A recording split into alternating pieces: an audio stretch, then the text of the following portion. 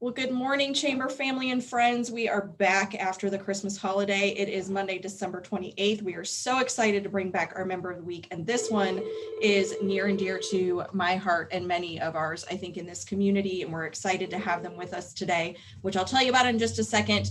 But just want to say thank you again to our Member of the Week sponsors, MMA Insurance and Siebert and Reynolds CPAs, and thank them for their sponsorship and their willingness to continue supporting the Chamber and this wonderful program.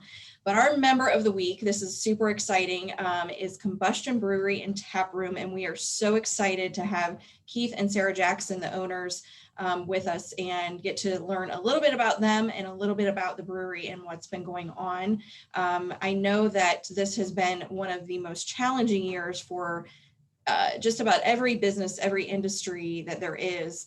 But I think there's some unique challenges that the breweries have faced that, you know, is always great to learn and find out how they're adapting and moving forward, because they've done an amazing job. But we always like a little history first. So we want to find out who you guys are, what you do, and how long you have been in the community. And it's just amazing just to see your growth and the fact that you guys are still here going strong and giving it 190% all the time, which is what I know you guys do because you love it and have a passion for it. So welcome to Keith and Sarah from Combustion Brewery, and tell us about you. Well, hi, yeah, thanks for having us as the Member of the Week. It's really exciting. We've been in business for 3.5 years. We opened in April of 2017. And I guess we're coming up here on 4 years. We started as a professional brewer previously and wanted to start a business, and Pickerington's perfect. So we decided to go into the creamery and make it happen.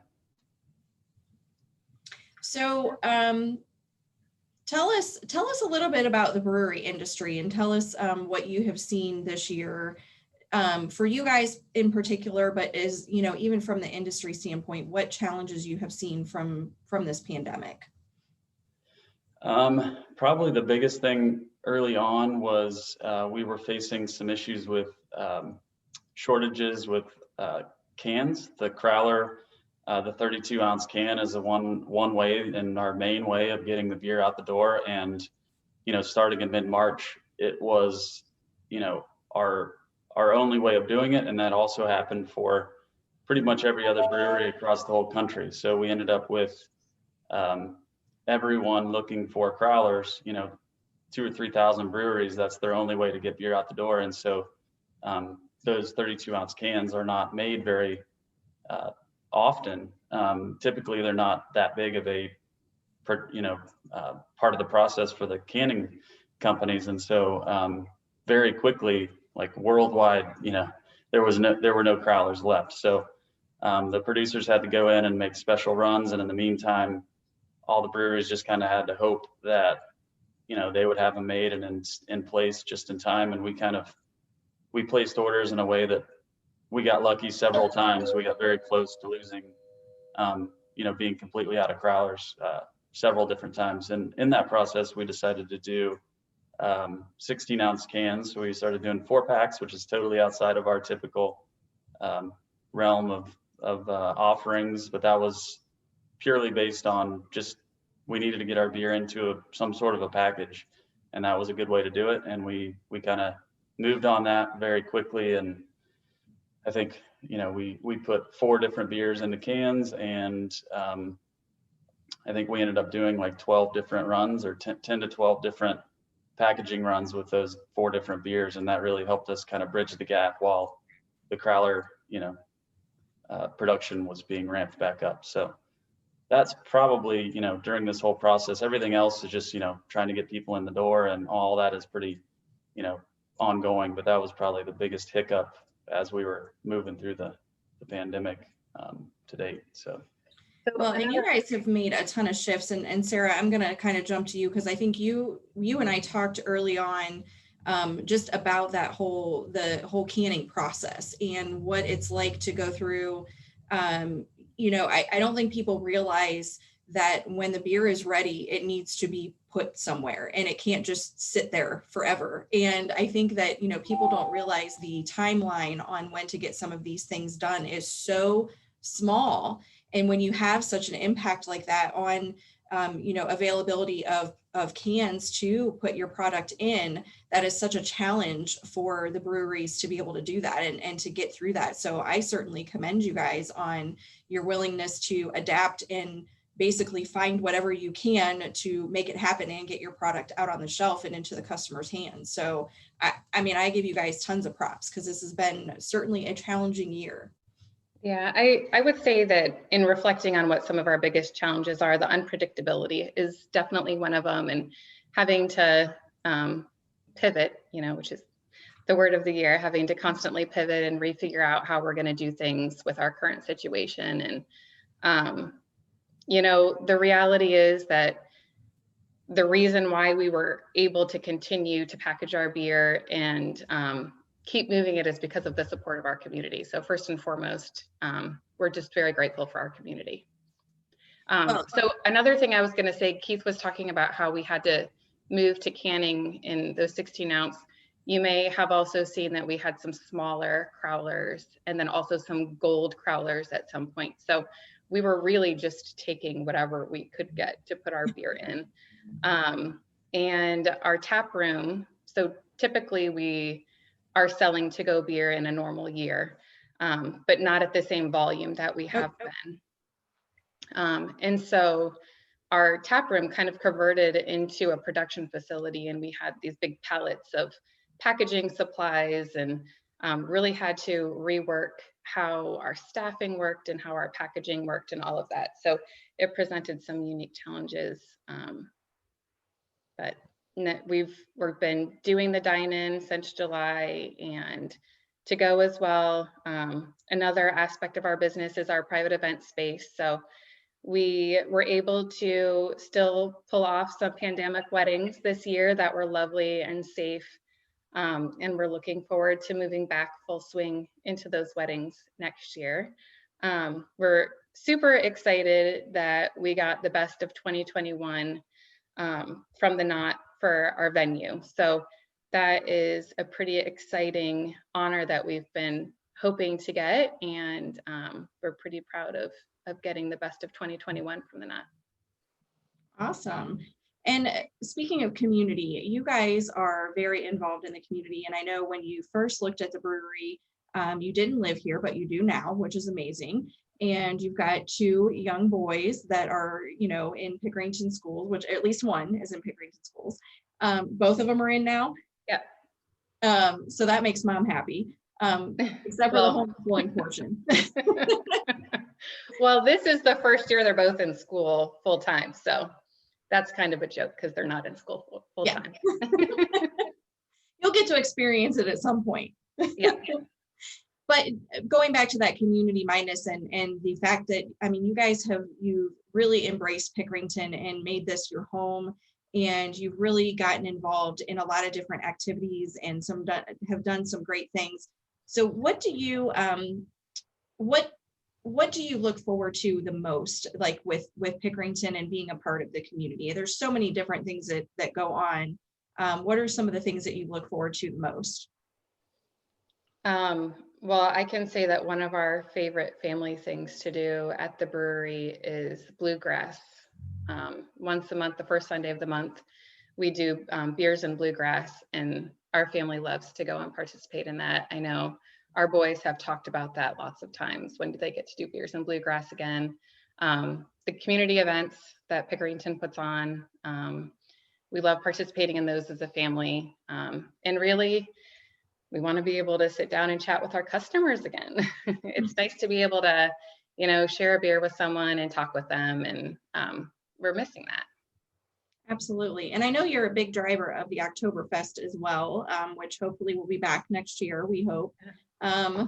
Fingers crossed on everything for 2021 at this point.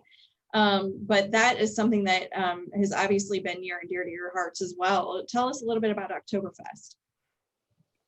For the Oktoberfest, we work with the Pickerington Village Association to create, and we do live music so we take our whole parking lot and turn it into a festival, basically. It's free to get into, and we have live bands playing. We've got our beer serving outside, and it's, we do fun Oktoberfest games. We do a Stein holding contest. We do a barrel rolling contest. We did a yodeling contest that we need some yodelers. So if anybody's a yodeler, that's something that's a lot of fun. But it's just great to see the whole community come out and be a part of that. And that's definitely something, many things were missed in 2020, but that one was particularly hard, just, knowing how much fun it is. And also it just happened to be perfect weather for it this year too, that we had to let go of. But, we'll make it better next year, and we'll probably see more people as well, because, everybody's going to be kind of eager to get out and do those festivals again. So.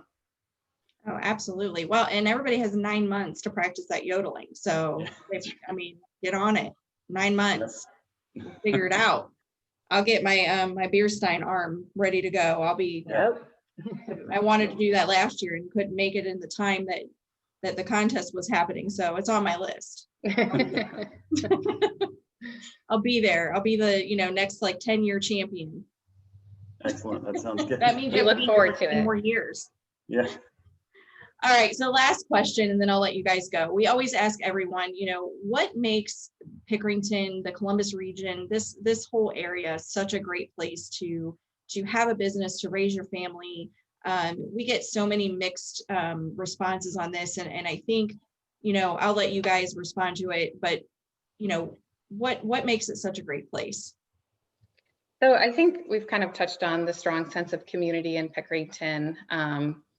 Aside from Oktoberfest, there's plenty of other fun events that bring the community together here that we really like.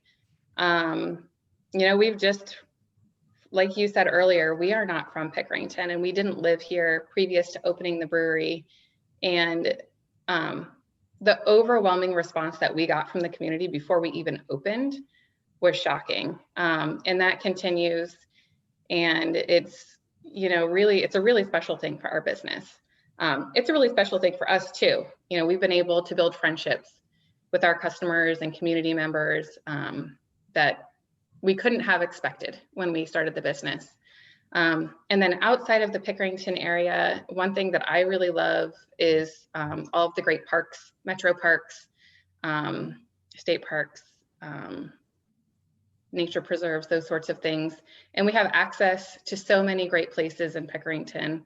You can drive 15-20 minutes and be to some really beautiful spots. So that's something that I really like about living in this area outside of, the great community support, the people that are here.